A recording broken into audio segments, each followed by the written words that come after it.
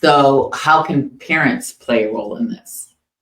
What's So, your I mean, advice to parents yeah. that may have a child that they feel is going through a hard time, that they don't feel like they know what to do to help? So I think the hardest thing for parents is to raise their hand and say, I don't know how to solve this problem. And it is, I take my hat off to parents that look for help, because it is an incredibly powerless feeling to watch a kid struggle and to say, I don't have the tools or the knowledge or the ability to help my child.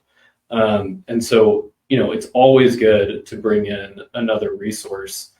Sometimes that's a therapist or a coach or a counselor. One of the interesting things that happens from just developmentally from like mid-teens until mid-20s is that this is the time for individuation. So even when your parents are right, it's very hard to learn from them. And baked into our culture in the 50s, 60s, and before was having a mentor, or you would do an apprenticeship, or your first boss took you under their wing, or a family friend. Mm-hmm. That doesn't really happen anymore, and I think that that's a big part of the role that I play. It's like helping you learn the things that developmentally it's very difficult for you to learn from